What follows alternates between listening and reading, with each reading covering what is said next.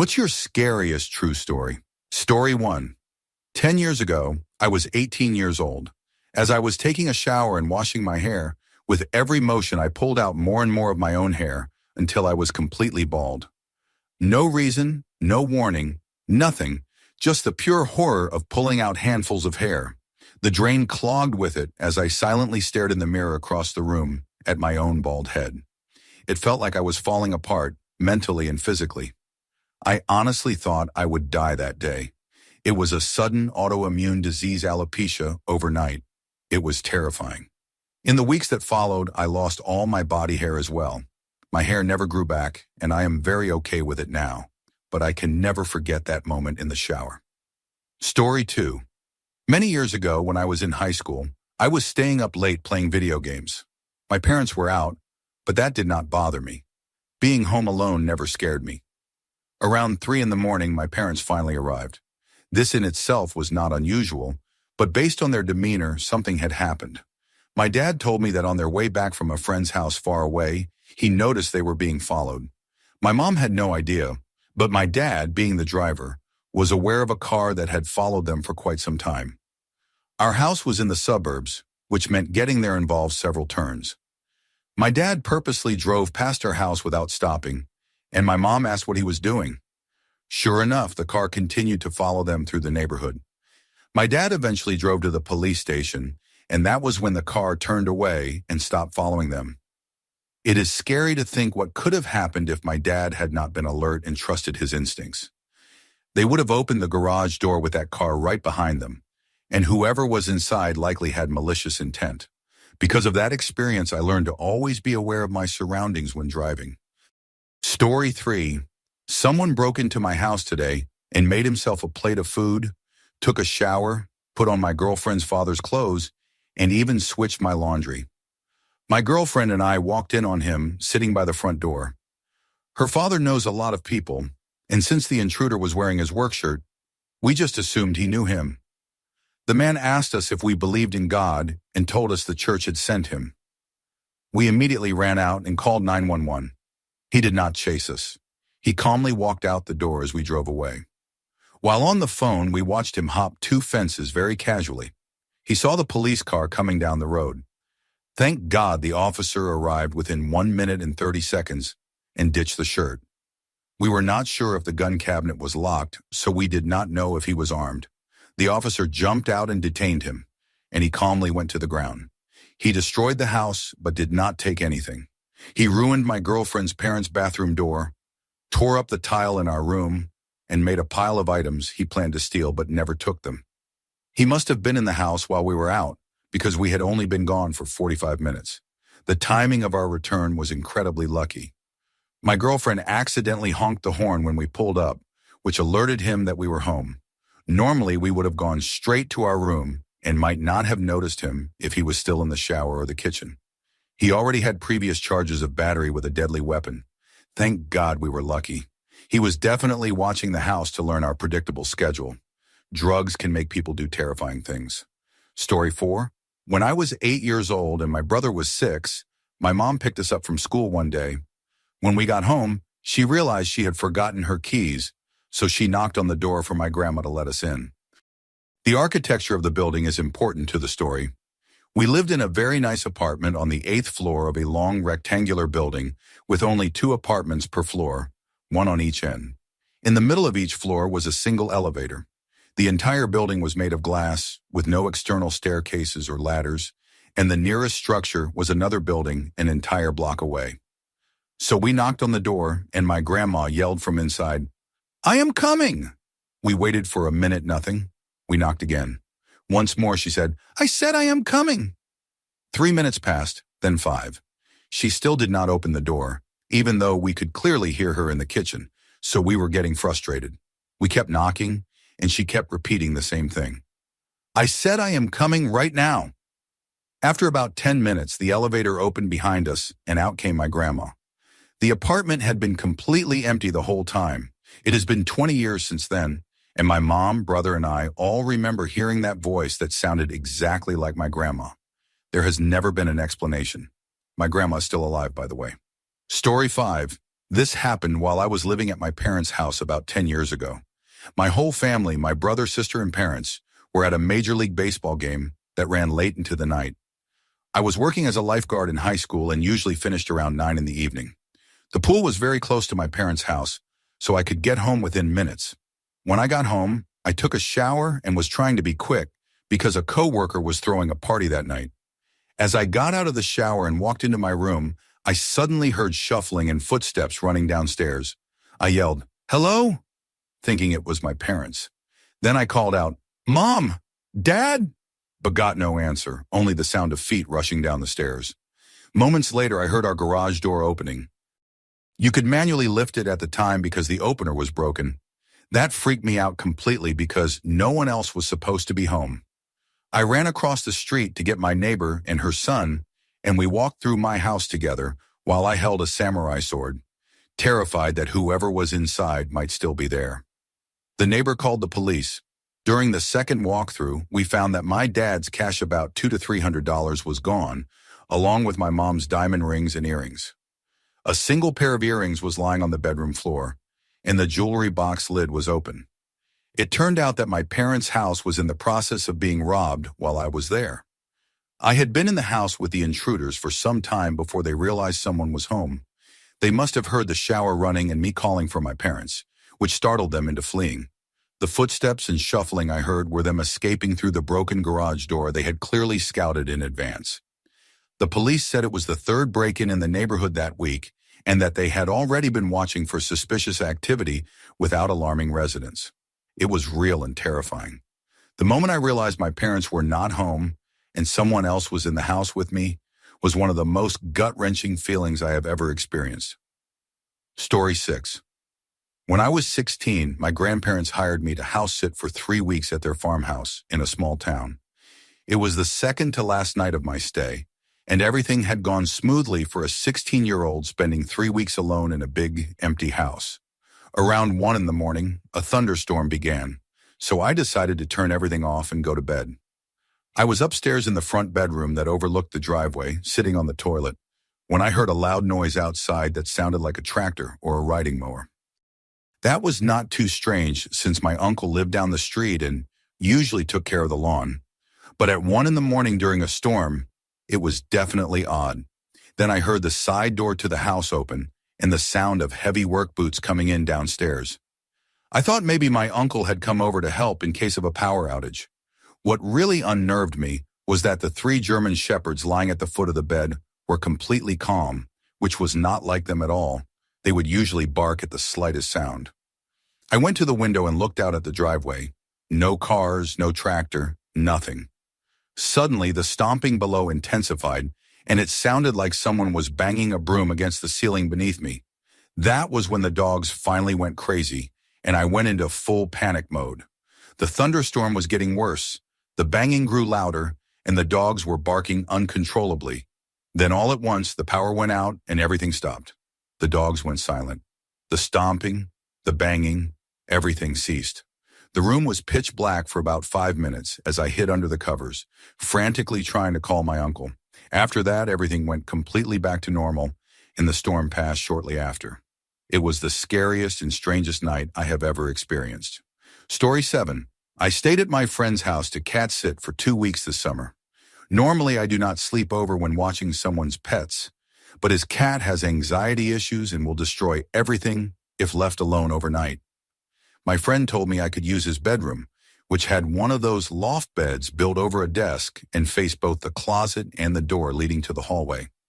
I could not reach the light switch from the bed, so I had to climb up in complete darkness every night. The first few nights went smoothly. The cat was calm after being fed, and I would relax before going to bed. One night, though, I woke up suddenly. That was unusual for me, since I normally sleep deeply unless it is too hot, too cold, or noisy. But this time, there was nothing wrong. I was comfortable, not dreaming, yet my eyes shot open out of nowhere. I was lying flat on my back, which was odd because I usually sleep on my front or side. I was wide awake and felt strange, uneasy. I tried to close my eyes again, but something inside me refused to let me fall back asleep. As my eyes adjusted to the dark, I saw what looked like a figure standing in the closet. I stared, trying to make sense of it, thinking it must be a coat hanging there. Then it moved. It climbed up the end of the bed until it was hovering above my legs. I thought I could hear it breathing. I could not move anything below my neck. I squeezed my eyes shut as hard as I could, but I could still hear the steady rhythm of that breathing. At some point, I must have fallen asleep, because I woke up at 7 in the morning, still lying flat on my back and able to move again. For a moment, I had forgotten what happened, but then it all came rushing back. I grabbed my phone and clothes and ran out of the house. When I told my dad, he said it was probably sleep paralysis. He had experienced it around my age too. That explanation made sense, but I still slept on the couch with the lights on for the rest of the time I stayed there. Story 8. When I was a little kid, I used to have a recurring nightmare almost every week. I would be in the basement and hear a cat meowing. I would search for it in the dark until I found a sunken window at eye level where a faint light shone through. Lying in the window was a dead gray cat with empty eye sockets staring straight at me. It would let out a mournful shriek, and sometimes a red light would flicker in its eye sockets before everyone I loved would die. I always woke up at different points during the nightmare, and it got so bad one summer that I slept with the lights on every night. Every time I heard a cat meow, I was terrified it was the eyeless gray one from my dreams. Fast forward 25 years later, my wife and I were buying our first home. It did not have central air, so we decided to sleep downstairs in the basement for the summer. The room had one of those same sunken windows. One night during our first week there, we woke up to the sound of a cat meowing and scratching furiously at the window, trying to get in. In the dim light, I saw a gray cat, and one of its eyes was an empty socket staring back at me. We have slept upstairs ever since, but in a strange twist, the cat turned out to be the sweetest animal I have ever met. We named him Lou, and he now runs alongside me when I go jogging and plays with our new Australian Shepherd puppy. He is the most social cat I have ever known. Story 9. When I was young, my parents and I went to see a fireworks show at the Vinoy Hotel in Florida. We were chatting with a really kind woman standing next to us. She was a foster mom, yet adopted many animals, and loved charity work. I was dancing with her when my mom called me over, saying the fireworks were about to start. Less than a second later, the opening shot went off. The woman suddenly grabbed her chest and said, "Ouch! Something bit me." When she pulled her hand away, there was a perfect hole in her chest. She stood there for a moment in shock before blood began pouring out, and then she collapsed. Everyone started screaming. I was separated from my parents and hid inside the elevator, riding it to random floors with strangers until I found someone my parents knew and stayed with them. Later that night, the police came to our hotel room to take witness statements. We had been standing on the rooftop, and I never looked into it afterward. I still cannot stand fireworks. My dad later told me it had been a freak accident involving the gun used to signal the start of the fireworks. What has always haunted me most was how calmly she pulled her hand away, expecting a bee sting, only to reveal that perfect hole, and then just blood. It felt completely unreal. Story 10.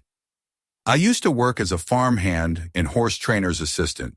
One day, I was alone at the farm while it was drizzling lightly, so I decided to work the horses on the lunge line. It is a long line used to exercise a horse in circles around you. I had already gone through about 4 horses when I brought out a particularly calm one for a light workout. Out of the corner of my eye, I thought I saw someone walk past the small, human-sized door of the indoor arena. I dismissed it as my imagination and kept working. Then I saw it again, moving in the opposite direction. I tried to focus but kept glancing toward the door. The next time I saw a movement, the horse suddenly jumped sideways, snorting loudly in alarm. This horse was not easily spooked. He could walk past a trampoline full of yelling children without flinching. That was when I started to panic. If he saw it too, it was not my imagination. I stopped him and began walking him to cool down, then grabbed a dressage whip and called my boyfriend. By the time he arrived, I had the horse put away, and together we walked around the outside of the arena. In the wet grass were footprints circling the arena, leading into the woods behind it. Someone had been creeping around and clearly did not want to be seen. The most chilling part came 3 months later when a woman in a nearby town was murdered in her own barn with a fire poker. I do not think the two incidents were connected, and whoever had been at the farm never came back. But the thought of someone lurking around for who knows how long was terrifying. I hated being there alone after that. Story 11. This happened just a few months ago, and I still cannot explain it. I have a full-grown cat who stays home while I am at work. I leave around 6:30 in the morning and return at 6 in the evening most days. He has always been playful, and I would often find paw prints or things knocked over, which never bothered me. He always greets me at the door, except one day when he did not. I called for him and eventually heard a faint meow coming from the kitchen. I thought he had gotten stuck somewhere, so I checked all the cupboards. Still nothing, though I could clearly hear him meowing. Finally, I started opening everything and found him trapped inside a small drawer, the kind used for silverware. Not a cabinet, but an actual shallow drawer. My cat weighs about 14 pounds. He simply does not fit in a drawer like that. I pulled him out and he immediately ran and hid. I examined everything, thinking maybe he had crawled in from underneath through a cupboard opening, but there was no possible way. He was facing the front of the drawer, which meant he would have had to open it, crawl in, and somehow close it behind him. Impossible. The only explanation that made sense was that someone had put him there. I called my apartment management and asked if anyone had entered my apartment that day. But they told me no maintenance, no inspections, no one had been in the building. Nothing was missing, and nothing seemed disturbed.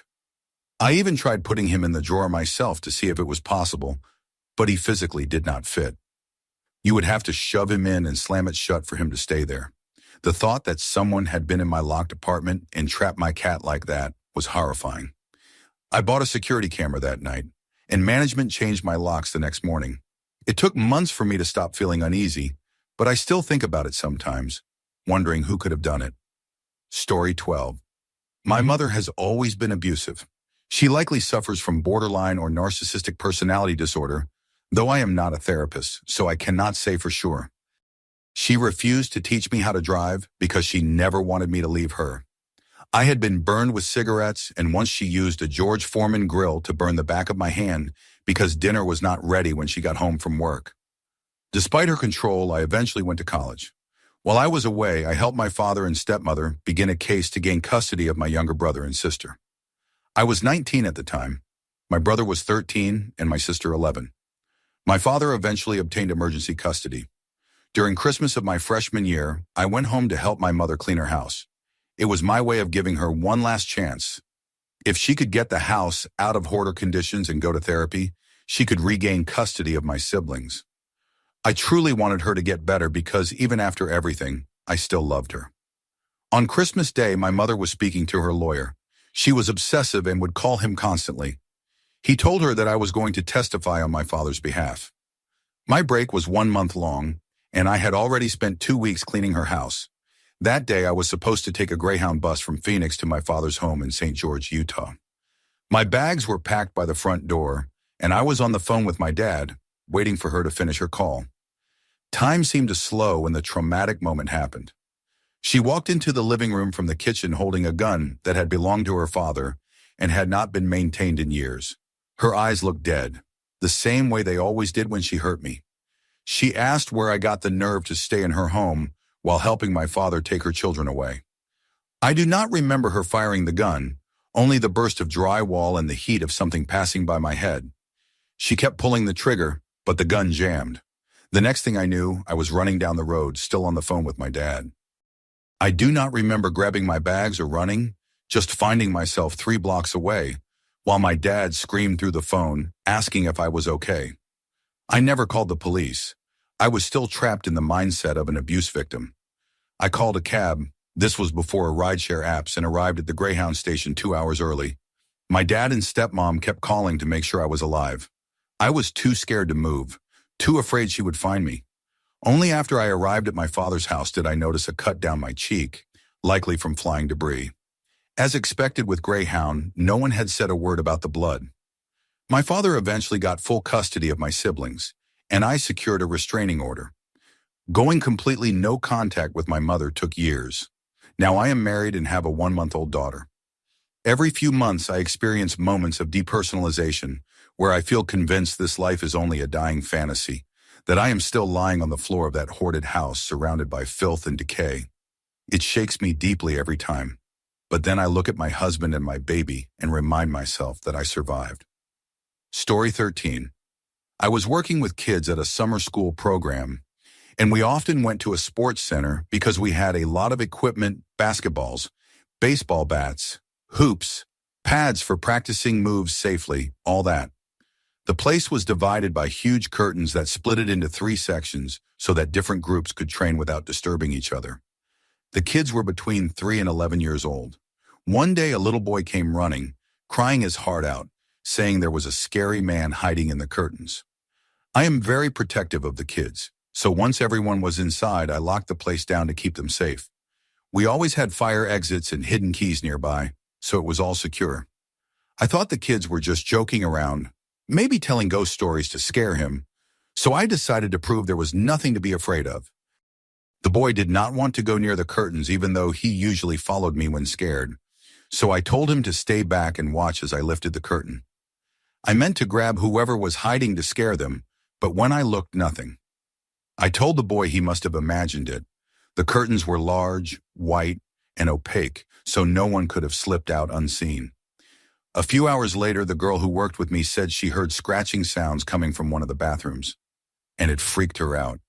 Thinking it was another prank, I checked every stall and shower, nothing. A week later, I noticed everyone's bags kept ending up on the floor in the locker rooms, so I began locking the doors and only letting kids in one at a time. Even then, I would find bags mysteriously on the ground again. I checked to see if maybe they were slipping off the benches on their own, but it just did not make sense. Then that Friday, a group of kids came running to me, terrified, saying they had seen a man running behind the bleachers and that he looked weird.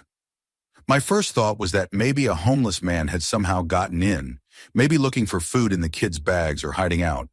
The other staff member and I searched both sides of the hallway behind the steps so he could not slip past us, but again, we found nothing.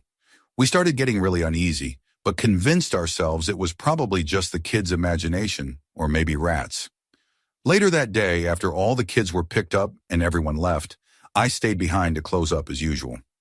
I had worked there for 3 years, so I had a routine: lock the main door, turn off the lights, put everything back, check for forgotten items, and go home. The building was dark, but I knew it well. While putting the basketballs away, I suddenly heard scratching noises coming from the changing rooms. My first thought was rats again, so I quietly went to check, trying not to startle whatever it was. As I stepped into the girls' bathroom, the door of the boys' changing room slammed shut so hard it sounded like an explosion. The scratching stopped instantly. My heart nearly stopped with it. I froze, realizing all the strange things over the past 2 weeks might be connected. I swear I heard the curtains moving in the gym, though maybe it was just my nerves. The fuse box room door was also open, even though I always left it closed. That room is completely dark, no windows, no lights, and creepy even in the daytime. I bolted out of the building, called my boss, and told him he needed to get an exterminator or the police because someone had definitely been in there. He told me to stay and wait to see if anyone came out, and I said, as politely as possible, absolutely not. I went straight home, grateful it was my last day of work before the Christmas break. Later, my boss told me he did call the police, and they searched the whole place thoroughly with 5 or 6 officers. They found nothing, but they took it seriously since someone had been frightening children and might have been spying on people in the bathrooms. I still cannot figure out how anyone could have hidden so perfectly or how many times I might have been alone there with them. All I know is that I am never staying there by myself again. Story 14. I was 8 years old when my family took a trip to Las Vegas. I was a strange but observant kid, always paying attention to my surroundings, and over the course of one day, I noticed a man appearing in several different places we visited. I mentioned it to my mom, and she told me, "We're going to tourist spots, honey. He's probably just another tourist." Being 8, I accepted that and went about my day. Later, while swimming at the hotel pool, I noticed a vending machine selling ice cream. Coming from the South, I had never seen anything like it before. It had dipping dots, which looked futuristic to me. I climbed out of the pool to check it out and saw the same man again, watching us. I told myself he was probably a hotel guest and went back to begging my mom for ice cream. After a few minutes of pleading, she gave in and told me I could go get some. The vending machine was around the corner of a building where, if you turned it, the pool would be out of view. I walked over, started to make my selection, and suddenly the man appeared beside me. He leaned in and said, "I want a bite." I remember an immediate, deep feeling of danger, even though we were in public. I said something like, "No, sir," but he grabbed my arm and started pulling me toward the corner of the building. I did not scream. I just tried to pull away as hard as I could. He was strong and had me almost around the corner when he suddenly let go and ran off. There was a fence on that side of the building, so he could not have taken me far before being trapped. I sprinted straight back to my mom and told her what happened. That night, I found myself trying to describe the man to the police, which was strange because an 8-year-old is not exactly the most credible witness. They later used the security cameras and identified the man, who had warrants for domestic abuse against his girlfriend and her son. I have since been shot at, robbed, and even survived a car accident that left me paralyzed. But from my own perspective, that moment at 8 years old, being grabbed by a stranger, remains the scariest thing that has ever happened to me. Story 15. When I was 19, I was admitted to the hospital with a severe kidney infection. My fever was dangerously high, my heart rate and blood pressure were unstable, and at first doctors thought I was having a heart attack. I was incredibly sick. On the day I was admitted, it took hours for a doctor to come see me after I was assigned a room. My friend who had driven me stayed to keep me company. While lying in bed, I suddenly saw my noni, my grandmother, standing at the foot of my bed. She had been dead for 15 years. She did not look ghostly or transparent. She looked completely real, wearing one of her usual muumuus and smiling warmly at me. It terrified me because I had heard stories of people seeing deceased loved ones come to escort them when they were dying. Just as suddenly as she appeared, she vanished. I asked my friend if she had seen anything, but she said she had been looking down at her book. I knew I was very sick and figured maybe it was a fever hallucination. Still, it felt so real. After waiting 8 to 10 hours, the lead doctor on my case finally walked in to introduce himself, and he looked exactly like my papi, my nani's late husband. When my mom arrived later that day after driving 4 hours from home, she was speechless when she met him. She said he looked exactly like her father. We were both stunned. Logically, I know it could have been a coincidence, and that my vision of Noni might have been a fever dream, but it all felt too connected. I like to think that my Noni appeared to let me know everything was going to be okay, and that the doctor resembling my papi was a sign that my loved ones were watching over me. Looking back, it no longer feels terrifying, just comforting. To me, it is proof that love can transcend even death. Story 16. My aunt once told me about something terrifying that happened to her a few years ago. We are from Italy and she lives in an isolated house deep in the hills of Tuscany. Those hills are stunning in the summer, but in winter, especially at night, they are eerie and silent. One cold, dark winter night, she was home alone with her 3-year-old son. My uncle was working a night shift, and around 11 o'clock the doorbell rang. She stepped out onto the balcony to see who it was and saw a man standing there, maybe around 30 years old. He did not look immediately dangerous, but she noticed he was unusually tall, about 2 meters, or around 6.5 feet. He told her he had crashed his motorcycle a kilometer or two away and asked if he could come inside. My aunt is a kind, trusting woman, and normally she would have helped without a second thought. But as she later told me, something inside her told her not to let him in. Instead, she went back onto the balcony and said she would call the police and an ambulance for him. The moment she said that, the man took off, running into the darkness. She quickly locked all the doors, called the police and my uncle, and stayed awake with her child the rest of the night. The police never found him. To this day, we do not know what that man intended, and I am very thankful we never found out. Story 17. I used to work in one of the oldest pubs in my town, a place that was several centuries old and sat right beside a church. People said there were tunnels running from the church under the pub's cellar to what used to be an underground bar. That underground bar had been closed since the 1970s, but it was now used as a massive beer cellar. One afternoon, I was taking a beer delivery. The delivery hatch outside led down a steep path into the cellar, and I would roll the barrels down, then carry in the crates of beer and soft drinks afterward. It usually took about 2 hours to finish. That day, I had just finished getting the barrels inside and went back for the crates. I loaded the first batch onto the jack truck and wheeled it into place. When I turned to grab the next batch, I walked straight into a stack of crates that had not been there seconds before. I stood there confused, thinking maybe I had moved them earlier without realizing it. But when I went back to the hatch, there was still one crate left outside. I returned to find 6 more crates waiting neatly in a pile behind me. I was completely alone in the building. Story 18. The house I grew up in was built in the 1960s, and there were dark stories about it long before my parents bought it. According to the realtor, one of the families who lived there had abused and killed their daughter inside the home. He had to disclose the death by law and mentioned that no family had lasted there for long. Over the years, we found unsettling things: a large dried bloodstain hidden under wallpaper in the master bathroom, and a deadbolt lock installed on the outside of one of the bedroom doors. The house always felt heavy, and even skeptical friends refused to stay over because of the oppressive atmosphere. I avoided one particular bedroom for years because simply standing near the doorway filled me with overwhelming dread. Every member of my family experienced something strange there. The worst for me happened when I was around 14 or 15. I was up late watching television in my room while my parents were asleep. Out of nowhere, I felt that same paralyzing dread and heard a slow scratching sound at my door. Long, deep scrapes, like claws dragging across wood. We had a dog, but she was asleep in the room with me. The scratching went on for what felt like forever, 10 or 20 minutes, maybe more. I was frozen in fear, certain something was going to break through the door. When it finally stopped, I eventually fell asleep. In the morning, I saw long, thin scratches covering the bottom half of my door, as if someone had dragged a knife repeatedly down the wood. Another eerie thing happened to my dad, who never believed in ghosts. He used to make fun of the idea, joking out loud, "If you're really here, why don't you prove it?" That became a running thing for him until the ghost apparently had enough. For months, whenever he carried a plate of dinner to the table, something would slap it right out of his hands.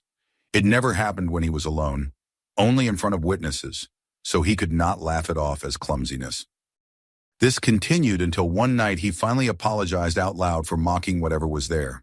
After that, it stopped completely. He never joked about ghosts again, and we all learned to treat that house with a quiet kind of respect. Story 19. When I was a first-year college student, I worked as a barista on campus. We closed at 11 at night, and the shift ended at midnight to allow time for cleanup. That night, my coworker went home sick halfway through her shift, so I had to close alone. After locking up, the only thing left to do was take out the trash. The dumpster was near a dorm parking lot. As I was throwing the trash away, a car pulled up behind me. The driver was a student I recognized from my history class. 2 other students were with him, faces I had seen around but didn't know personally. The driver asked if I wanted a ride back to my dorm.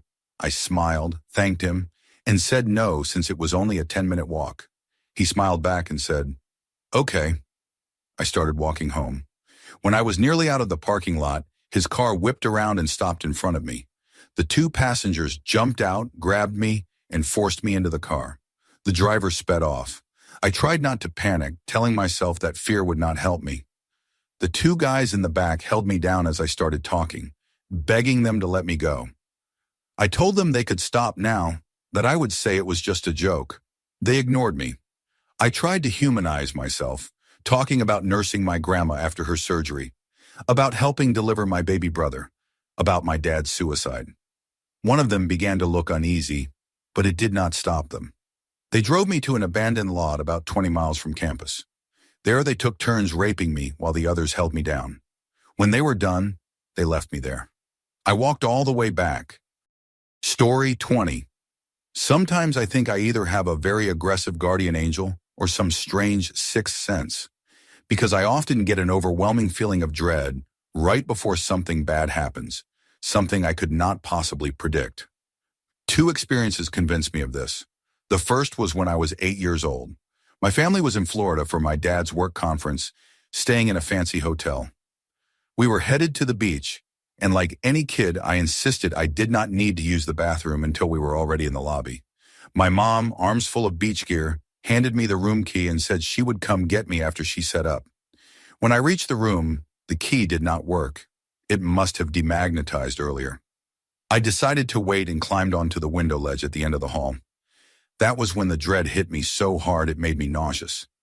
I suddenly felt like I had to get out of there.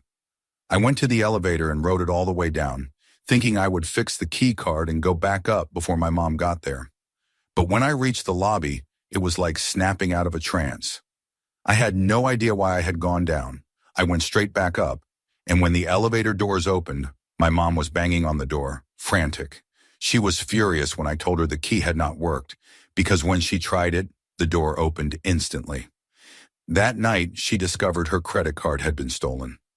Later, the company froze the account after someone tried to buy a $1,000 television out of state. It turned out that while I was trying to get into the room, we were being robbed. That sudden dread saved me from walking in on them. The second time was years later, when I was 16. My maternal grandfather was in the hospital for a foot infection, expected to recover after a month of rehab. One night, I woke up around 3 a.m. with that same crushing dread. By then, I had learned to trust it. I got up, checked on my little sister, and walked to my parents' room. I heard my mom crying. When I knocked, she opened the door in tears and told me my grandfather had just died from a sudden heart attack. Ever since then, whenever that sense of dread hits, I listen.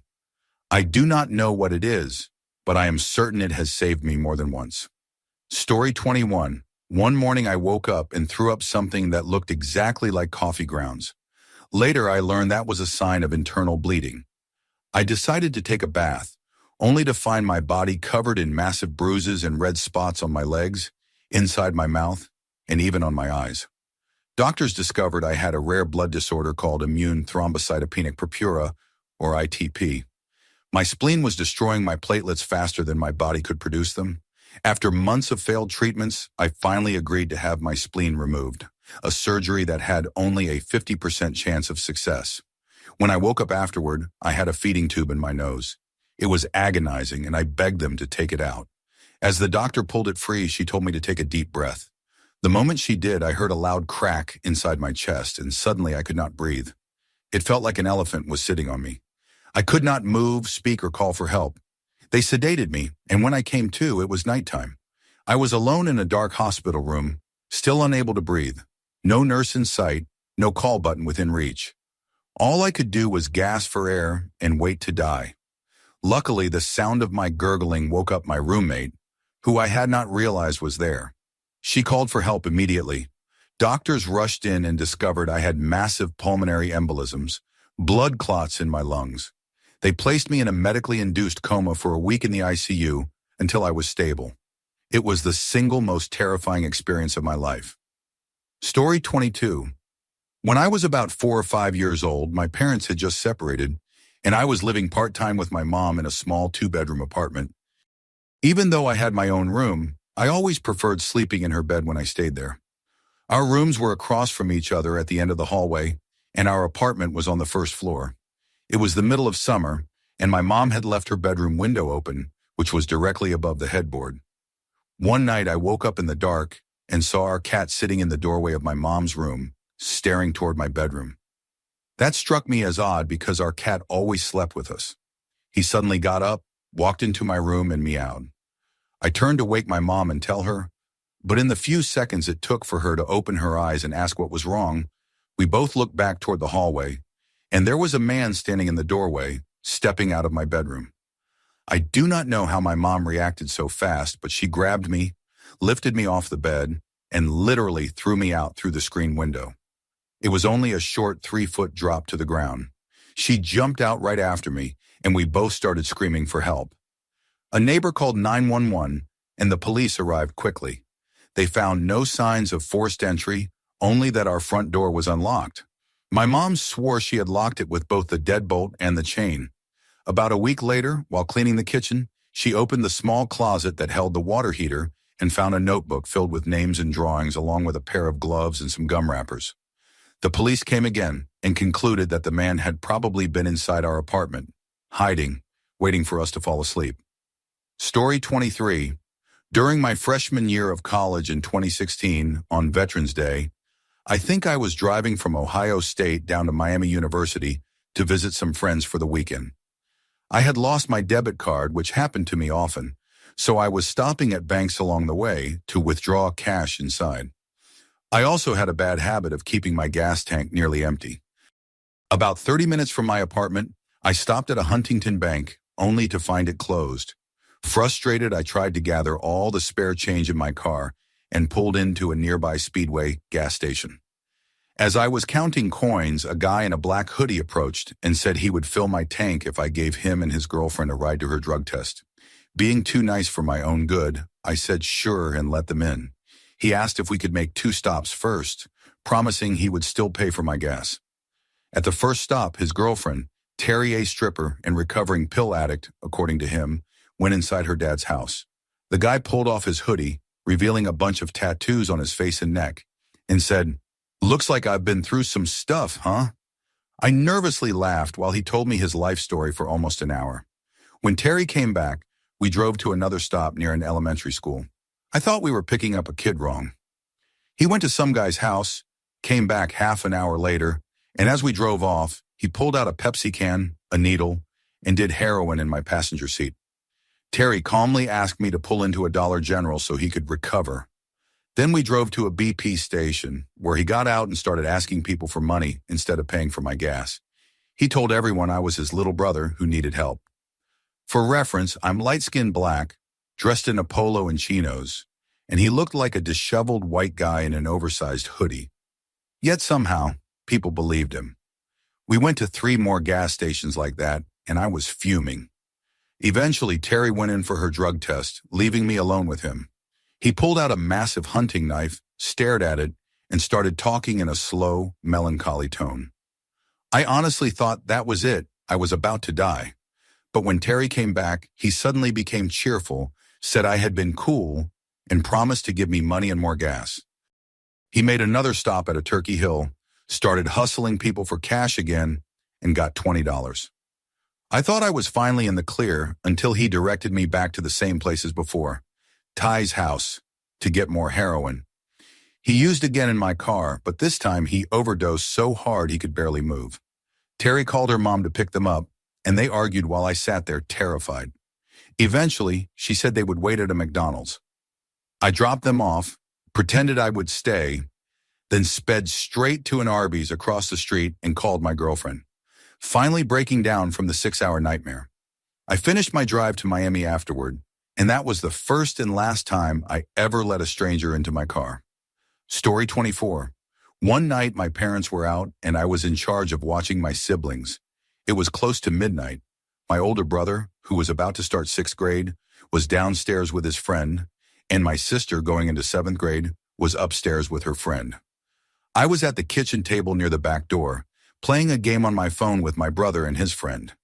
Suddenly, I saw a flash of light through the glass door. There was no thunder, no storm, just light. My brother's friend asked if anyone else had seen it, and I said yes. It immediately unnerved me because 3 days earlier, a car had followed my brother and me home from the pool late at night, and we'd seen flashes coming from the back seat, like a camera going off. I brushed it off then, but seeing that light again brought all the fear back. I went upstairs to check on everyone. I looked out the stair window, clear night sky, no lightning, nothing. I gathered my little brother and went to my sister's room to tell her and her friend. My sister panicked. She never stays calm in scary situations. We locked ourselves in my parents' bedroom, the only room with a lock. My sister's friend peered through the window and thought she saw someone standing outside, though it was too dark to be sure.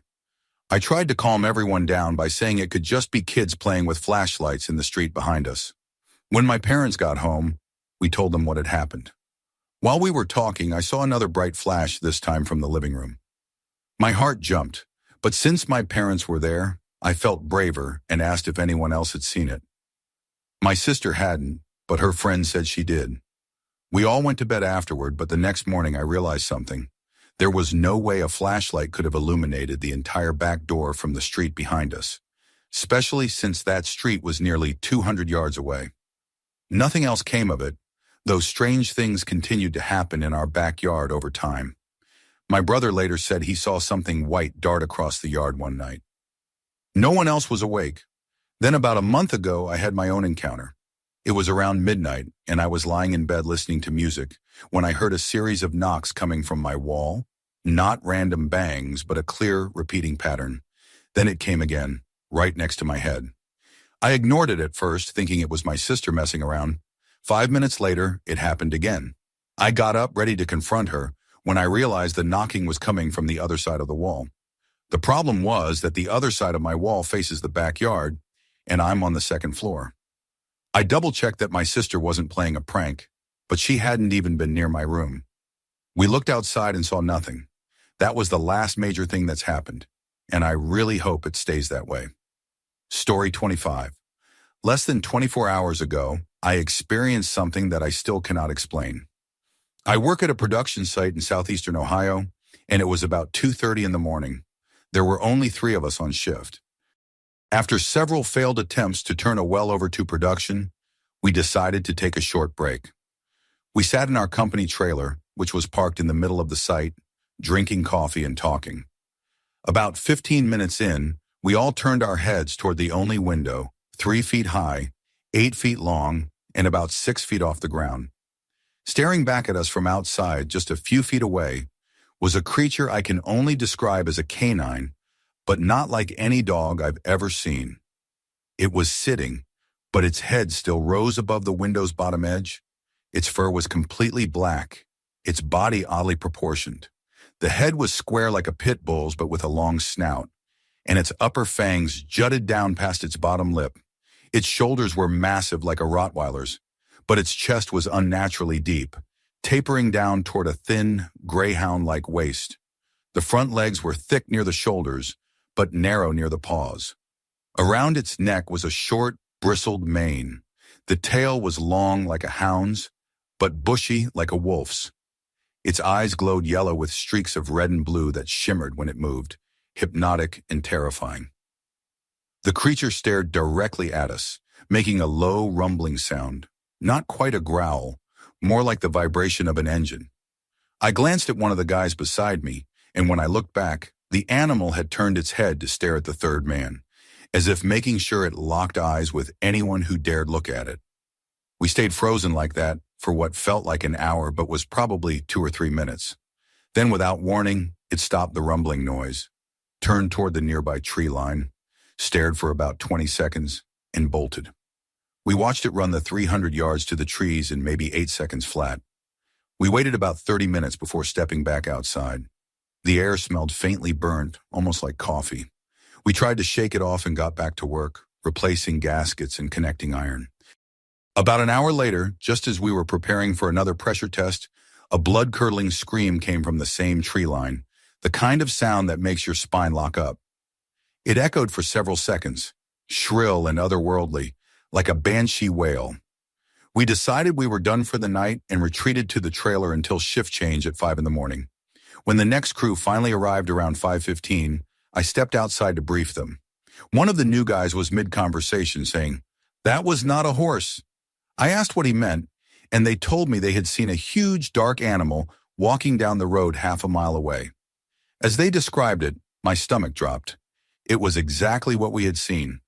None of us had said a word to anyone else, but their account matched ours perfectly.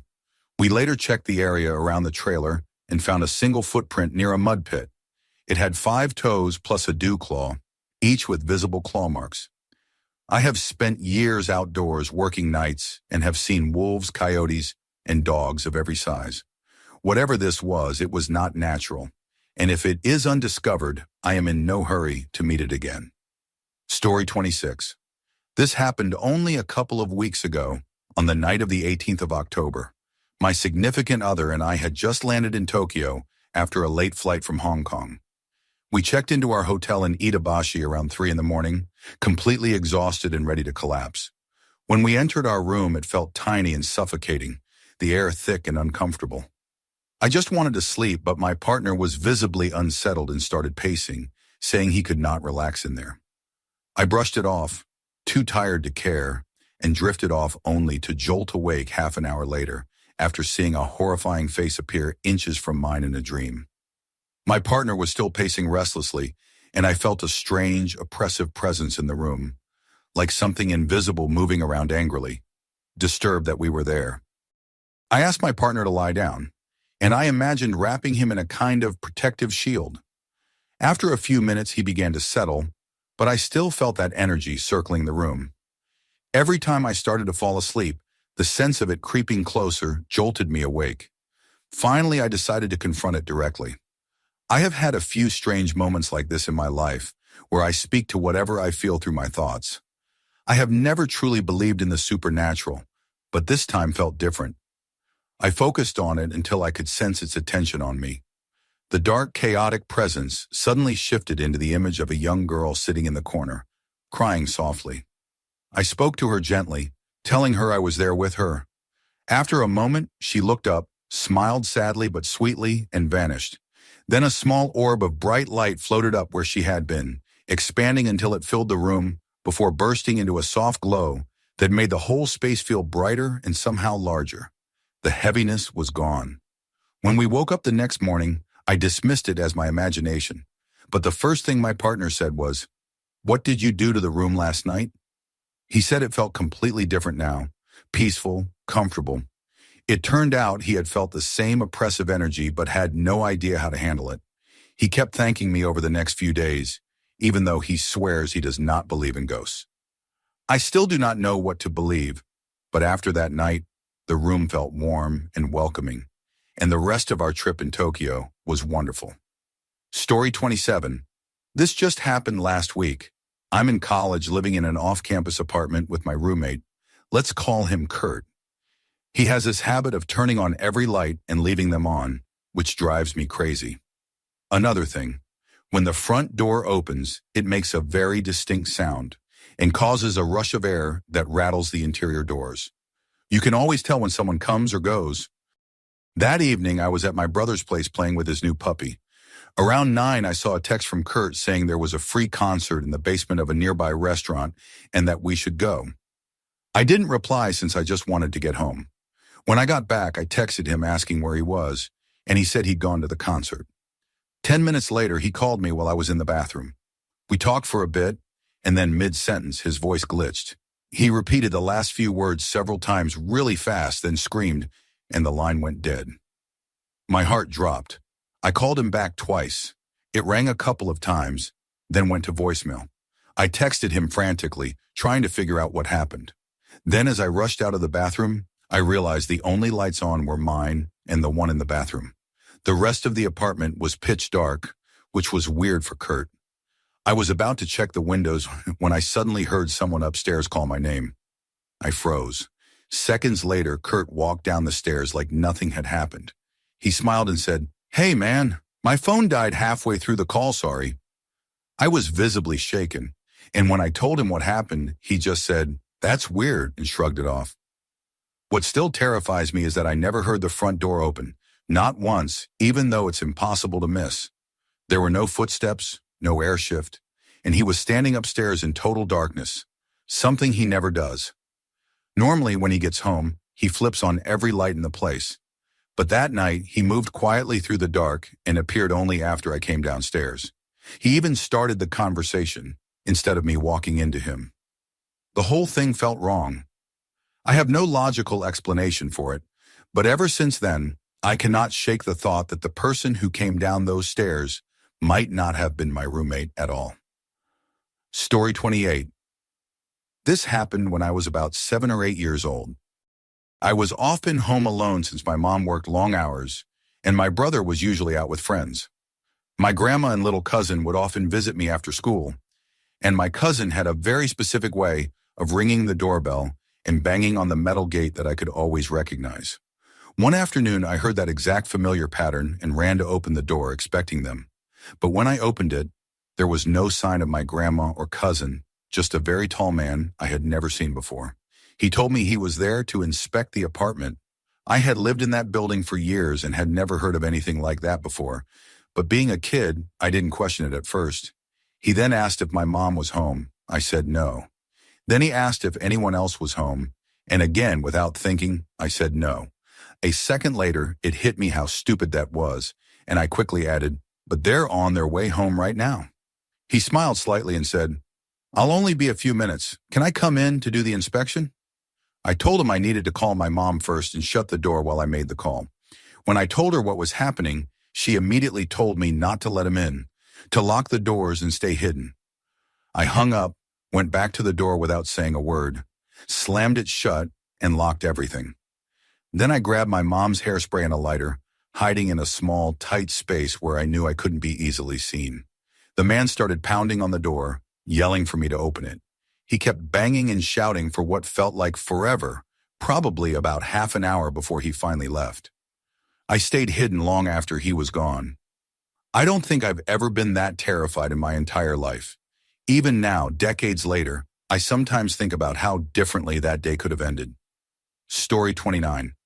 My wife and I were canoeing with family in southern Missouri, and we brought along our black lab, Bear, since he loves the water. We were floating down a familiar river where we knew of a small cave formed by an underground spring. It was one of our favorite spots to explore. The cave was more like a large alcove carved into the rock, dark and cool, with clear water flowing through it. We started jumping into the spring, laughing as Bear ran around excitedly. Then out of nowhere, we heard Bear yelp. I looked across the cave and saw him disappear. My brother dropped to the ground, yelling and reaching into a small hole in the rock floor, about 2 feet wide, but he couldn't reach him. Panic set in. I dove into the water and swam toward the sound, terrified that Bear had fallen into some kind of underwater tunnel and was being swept away. My wife screamed. My brother shouted directions. I swam the 20 feet to the other side, but when I tried to pull myself up, I couldn't find any solid footing under the dark water. Then I felt a hollow space beneath the rock and realized there was a hidden cutout under the ledge. I took a deep breath and dove into it, certain I was about to find my dog's body. A few feet in, I surfaced again into a small, still pool, and there he was, clawing at the rock wall, desperate to get out. I grabbed him, pushed him up onto a ledge, and somehow managed to pull myself out after him. He was shaking, but alive. That was 4 years ago, and I still think about it all the time when he curls up next to me on the couch. Every now and then, when I run my hand over his fur, I remember that moment underwater, the fear, the silence, the feeling of finding him alive, and I give him a few extra ear scratches, just grateful he's still here. Story 30. When I was 15, I went to a friend's house for a party that was supposed to last all night. Everything started fine. We drank a little nothing crazy, since I was underage and the rest were just barely over the limit, and by 3 a.m, everyone was winding down. My best friend, who was normally the last to sleep at any party, suddenly lay down and passed out cold. It was strange, but we just let him rest. There were 4 of us still awake, chatting quietly, while 2 couples slept upstairs. Around 4:30, my friend suddenly sat up, gripping the crucifix around his neck. His eyes were open but blank. Then he started speaking in what sounded like Latin, pacing the room and repeating, "They're here," over and over between the strange words. At first we laughed, assuming he was drunk or pulling a prank, but then he ran upstairs, shouting, still chanting the same eerie phrases. Me and another friend tried to stop him, but it was impossible. He was stronger than I'd ever seen him, like something had taken over. He started checking every room, shouting, "They're here!" again and again. We called to the others upstairs, but they thought we were messing around and didn't come. After he'd gone through every room, he rushed outside, clutching his head in his hands, rocking back and forth. I followed him, trying to calm him down, but he suddenly grabbed the stone mailbox and smashed it to pieces while still muttering in that strange language. I yelled for help, and finally the others came out, realizing it wasn't a joke. We managed to drag him back inside, and slowly it was like he came back to himself. When he finally calmed down, he had no memory of what had happened. None.